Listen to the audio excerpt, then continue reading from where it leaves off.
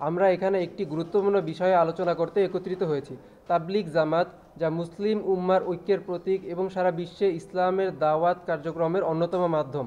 আমরা লক্ষ্য করছি যে সাম্প্রতিক বছরগুলোতে তাবলিগ জামাতের অভ্যন্তরীণ বিভেদ সংঘর্ষ রূপ নিয়েছে, যার ফলশ্রুতিতে প্রাণহানির মতো দুঃখজনক ঘটনা ঘটছে, যা দেশের সার্বিক স্থিতিশীলতা ও শান্তি শৃঙ্খলার জন্য হুমকির স্বরূপ।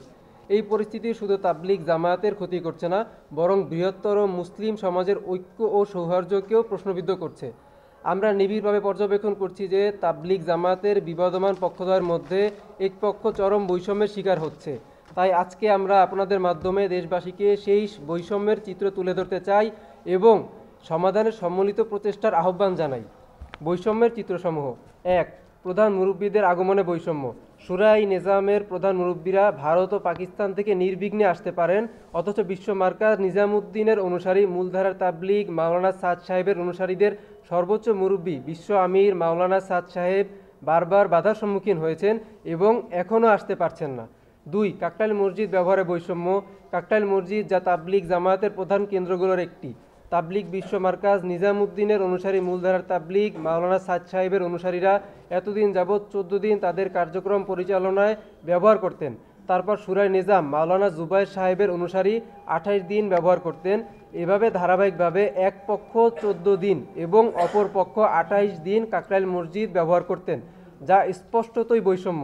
কিন্তু বর্তমানে এক পক্ষ জোরপূর্বক কাকরাইল মসজিদের নিয়ন্ত্রণ নিয়ে রেখেছেন, যা বৈষম্যের চরম পর্যায়ের প্রতিফলন। 3. টঙ্গী ইজতেমার ময়দানের নিয়ন্ত্রণে বৈষম্য। টঙ্গী ময়দান, যা বিশ্ব ইজতেমার কেন্দ্রস্থল, বছরের অধিকাংশ সময় শুরাই নিজামের নিয়ন্ত্রণে থাকে। নিজামুদ্দিনের মূলধারার তাবলিগ শুধুমাত্র ইজতেমার সময় সীমিত কয়েকদিন ময়দান ব্যবহার করতে পারেন। 4. ইজতেমার সময় বরাদ্দে বৈষম্য। বিগত বছরগুলোতে শুরাই নিজাম প্রথম পর্বে ইজতেমার আয়োজন করে আসছেন, বিশ্ব মার্কাজ নিজামুদ্দিনের অনুসারী বারবার দ্বিতীয় পর্বে স্থান পেয়েছেন। 5. মসজিদ কেন্দ্রিক আমলে বাধা প্রদান ও বৈষম্য। বিশ্ব মার্কাজ নিজামুদ্দিন মূলধারার তাবলিগের কর্মীরা বিভিন্ন মসজিদে গিয়ে আমল করতে গেলে প্রায় বাধার সম্মুখীন হন। মসজিদগুলোতে তাদের অবস্থান, দাওয়াত কার্যক্রম এবং আমল পরিচালনায় শুরাই নিজামের পক্ষ থেকে বাধা প্রদান করা হয়। এই ধরনের আচরণ তাবলিগের মূল দর্শনের পরিপন্থী এবং দাওয়াত কার্যক্রমের সংকট তৈরি করছে। 5 দিনের জোর আয়োজনে বৈষম্য। শুরাই নিজাম টঙ্গী ময়দানে 5 দিনের জোর সফলভাবে আয়োজন করছেন, কিন্তু বিশ্ব মার্কাজ নিজামুদ্দিনের মূলধারার তাবলিগের কর্মীরা এই সুযোগ থেকে সম্পূর্ণ বঞ্চিত হয়েছেন। অতএব এই বৈষম্য নিরসনে সংশ্লিষ্ট কর্তৃপক্ষের অগ্রণী ভূমিকা পালন করতে হবে। সম্প্রতি সময়ে সরকার গুরুত্বপূর্ণ কিছু উদ্যোগ গ্রহণ করেছে, আমরা এই উদ্যোগকে সাধুবাদ জানাই, কিন্তু সম্পূর্ণ বৈষম্য নিরসনে এই উদ্যোগ যথেষ্ট নয়। আমরা চাই এই বৈষম্য বিরোধী সরকার তাবলিগ জামাতের বিবদমান উভয় পক্ষের মধ্যে ইনসাফ ও ন্যায় ভিত্তিক স্থায়ী সমাধানের উদ্যোগী হবে। তাই আমরা সচেতন ছাত্র সমাজের পক্ষ থেকে ইনসাফ ও ন্যায় ভিত্তিক স্থায়ী সমাধানের লক্ষ্যে নিম্নলিখিত 3টি প্রস্তাবনা পেশ করছি। 1. উভয় পক্ষই যেন তাদের সর্বোচ্চ মুরব্বীদের নিয়ে যার যার কার্যক্রম অর্থাৎ জোর, ইজতেমা ও অন্যান্য আমল পরিচালনা করতে পারে তা নিশ্চিত করা। 2. উভয় পক্ষের জন্যই কাকরাইল মসজিদ, টঙ্গীর ময়দান এবং দেশের প্রতিটি মসজিদে উভয় পক্ষের তাবলিগের আমলে সমতা নিশ্চিত করা। 3. দেশের সাম্প্রদায়িক সম্প্রীতি শৃঙ্খলা বজায় রাখার স্বার্থে উভয় পক্ষকে একে অপরের বিরুদ্ধে কোনো ধরনের উস্কানিমূলক বক্তব্য এবং কার্যক্রম থেকে বিরত রাখা এবং 2018 সাল থেকে 2024 সাল পর্যন্ত ঘটে যাওয়া সমস্ত অনাকাঙ্ক্ষিত হত্যাকাণ্ডের বিচার বিভাগীয় নিরপেক্ষ তদন্ত করে দৃষ্টান্তমূলক শাস্তির ব্যবস্থা করা। আগামী 20 জানুয়ারি 2025 তারিখের মধ্যে উপরোক্ত প্রস্তাবের আলোকে দৃশ্যমান কোনো পদক্ষেপ গৃহীত না হলে বিগত 18 ডিসেম্বর 2024-এ স্থগিতকৃত প্রধান উপদেষ্টার বাসভবনের সামনে অবস্থান কর্মসূচি দেশের সচেতন ছাত্র সমাজ এবং সচেতন নাগরিকদেরকে নিয়ে জোরদারভাবে পালন করতে বাধ্য হব। আগামী 20 জানুয়ারি 2025 তারিখের মধ্যে উপরোক্ত প্রস্তাবের আলোকে দৃশ্যমান কোনো পদক্ষেপ গৃহীত না হলে বিগত 18 ডিসেম্বর 2024-এ স্থগিতকৃত প্রধান উপদেষ্টার বাসভবনের সামনে অবস্থান কর্মসূচি দেশের সচেতন ছাত্র সমাজ এবং সচেতন নাগরিকদেরকে নিয়ে আবারও জোরালোভাবে পালন করতে বাধ্য হব। ধন্যবাদ এবং মোবারকবাদ।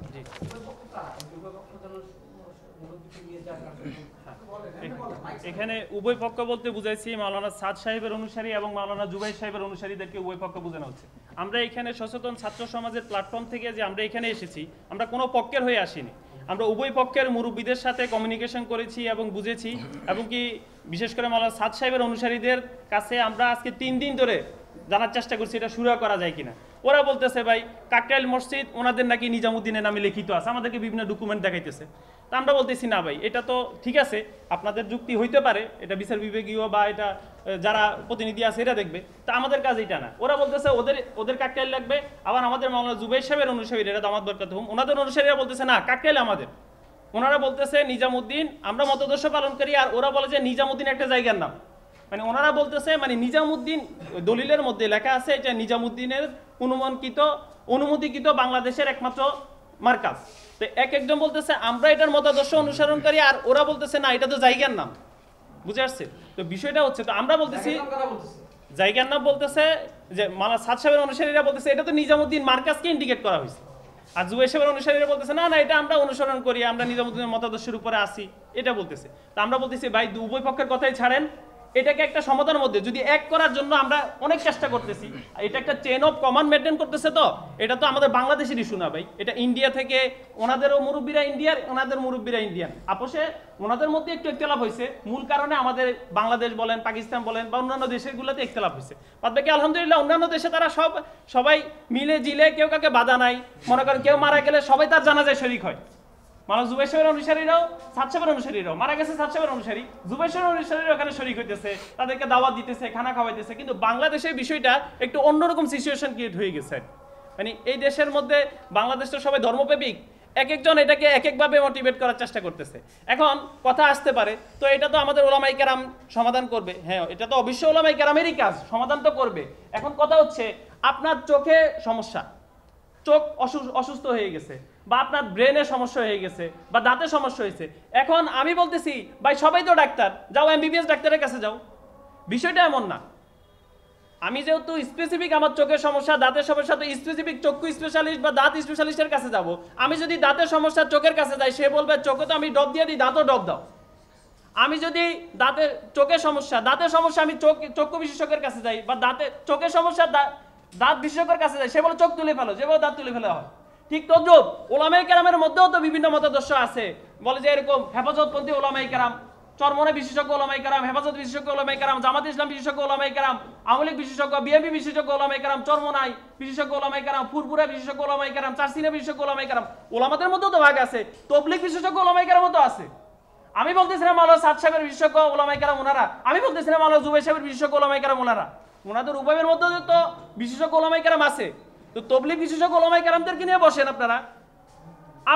আমি করব আওয়ামী লীগ, আর সমস্যা দেখা দিয়েছে বিএনপি, তো আমি বলতেছি এখন বিএনপি আমার কথাই চলবে।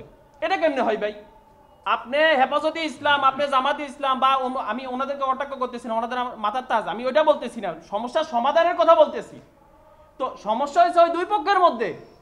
এখন দুই পক্ষের ওলামায়ে কেরামকে বসেন। আমি একটা নতুন দল, যেহেতু দাওয়াত ও তাবলীগের একটা মেহনত, অরাজনৈতিক মেহনত, বিশ্বব্যাপী মেহনত, একটা সুশৃঙ্খল মেহনত চলতেছে। তো এই মেহনত চলতেছে, এখন আমি নতুন একটা ইসলামিক দল কায়েম করছি। নতুন একটা ইসলামিক দল কায়েম করার উদ্দেশ্য কি? তবলিগ জামাতের মধ্যে কিছু ত্রুটি আছে, তো আমি ওই দল চালাইতেছি, আবার বলতেছি তবলিগ চলবে আমার কথাই। আমি সমাধান দিতে চাচ্ছি। আমি করি বিএনপি, বলি যে আওয়ামী লীগ সবকিছু আমার কথা চলবে। আমি করি আওয়ামী লীগ, বলি যে বিএনপি সবকিছু আমার কথা চলবে। এটা কেমনে হয়? সমস্যা দেখা দিচ্ছে বিএনপি, সমস্যা দেখা দিচ্ছে আওয়ামী লীগ, তাদের বিশেষজ্ঞ ওলামায়ে কেরাম আছে না, তাদের বিশেষজ্ঞ দেশ চালানোওয়ালা আছে না, এরা এটা নিয়ে সমস্যার সমাধান করবে। যদি না হয় ওদেরকে নিয়ে আমরা সচেতন ছাত্র সমাজ বা প্রশাসনের লোকেরা বা আমাদের যে প্রধান উপদেষ্টা রয়েছে ওনাদেরকে নিয়ে একত্রিত করুক, একত্রিত করে এটার একটা সুশৃঙ্খল একটা সমাধানের মধ্যে আসুক। আমরা এটাই চাইতেছি। আমরা সচেতন ছাত্র সমাজ এবং আমাদের স্যারেরাও, আপনারা জানেন কয়দিন আগে আমাদের ঢাকা ইউনিভার্সিটি বা বিভিন্ন ইনস্টিটিউটের, পাবলিক ইনস্টিটিউটের স্যারেরাও একত্রিত হয়েছে। ওনারাও চাচ্ছে যে উভয় পক্ষকে এখন একত্রিত করার জন্য অনেক চেষ্টা করা হচ্ছে ভাই। এখন একত্রিত করার জন্য সর্বপ্রথম তাদের মধ্যে একটা সমতা আনা জরুরি। এরপরে আস্তে আস্তে তাদেরকে কাছে টানেন, আস্তে আস্তে তাদেরকে মহব্বত করেন, তাদের এক পাশে একজনকে দাওয়াত দেন, তাদেরকে বলে যে এরকম বোঝানোর চেষ্টা করেন। এখন আপনি যে মিলাবেন, বাংলাদেশে আমরা মিলে গেলাম, বাংলাদেশ উভয় পক্ষকে নিয়ে আপনারা মিলাই দিচ্ছেন, জোরপূর্বক হোক, হুমকি ধুমকি দিয়ে হোক বা প্রশাসনিকভাবে হোক, মিলাই দিছেন, এটা তো বাংলাদেশ থেকে পরিচালনা হচ্ছে না, সমস্যা তো এখানে। এখন উভয় পক্ষের মুরব্বীদেরকে নিয়ে আসেন বাংলাদেশে, নিয়ে এসে এদেরকে নিয়ে বসেন। এরা আসার আগ পর্যন্ত যে তিনটা আমরা যে দাবি জানাইছি, এই তিনটা সমতার উপরে আপনারা সচেষ্ট চেষ্টা করেন। আমাদের যে স্যার রয়েছে, প্রধান উপদেষ্টা রয়েছে, ওনাকে বলবো, এতদিন হয়ে গেছে উনি এটা নিয়ে কোনো কথা বলতেছেন, এটা কেমন কথা ভাই? উনি কোনো ভূক্ষেপ করতেছে না। আমরা কয়েকবার ওনার সাথে বসার জন্য ওনাকে এরকম আমাদের সিটি দেওয়া হয়েছে, উনি আমাদের কোনো ভূক্ষেপে নাই, উনি চলে গেছেন বাইরে। এখন আমরা 18 তারিখে যে কর্মসূচি দিয়েছিলাম, অবস্থান কর্মসূচি, ওনার সাথে বসে বিষয়টা স্যারকে আমরা সর্বোচ্চ সচেতন ছাত্র সমাজের যে পরিমাণ আমরা সাড়া পেয়েছি, আমরা এটা হিডেন রাখতেছি, পুরো বাংলাদেশে যে পরিমাণ সাড়া পেয়েছি, আমরা স্যারের সাথে বসে বিষয়টা এর আগে শুরু করতে চাই। বিষয়টা আমরা অন্যভাবে নিতে চাই না, আমরা শান্তি শৃঙ্খলভাবে, শান্তভাবে, সুস্থভাবে বিষয়টাকে হ্যান্ডেল করতে চাচ্ছি। এবং কি আমাদের সাথে সচেতন নাগরিকরা অ্যাড হচ্ছে, স্যারেরা অ্যাড হয়ে গেছে। আপনাদের যদি আপনারা পার্সোনালি কথা বলেন, এখন কত সংখ্যক আমাদের সাথে আছে আপনারা অবাক হয়ে যাবেন। কেন মিডিয়ার সামনে আমরা এতদিন আসিনি কেন? আমরা আমাদের এই যে প্ল্যাটফর্মটা আমরা গড়ে তুলছি, এখন মিডিয়ার সামনে আসতেছি কেন? আমাদের সাউন্ডটা তো বড় হচ্ছে। কথাগুলো আপনাদের বোঝা দরকার। খুব শান্ত শিষ্টভাবে, ভদ্রভাবে স্যারকে, খুবই শ্রদ্ধেয়ভাবে স্যারকে জানাচ্ছি যে আপনি এই তিনটা পদক্ষেপ, উভয় পক্ষের মুরব্বীরা বাংলাদেশে আসার আগ পর্যন্ত এই তিনটা পদক্ষেপ আপনি 20 তারিখের মধ্যে করবেন। আর যদি না করেন তাহলে 20 তারিখের পরে আমাদের সচেতন ছাত্র সমাজ এবং সচেতন নাগরিকরা একত্রিত হয়ে কি কর্মসূচি দিব আর কি হতে যাচ্ছে, এটা সম্পূর্ণ দায়ভার আপনার হবে, সম্পূর্ণ দায়ভার।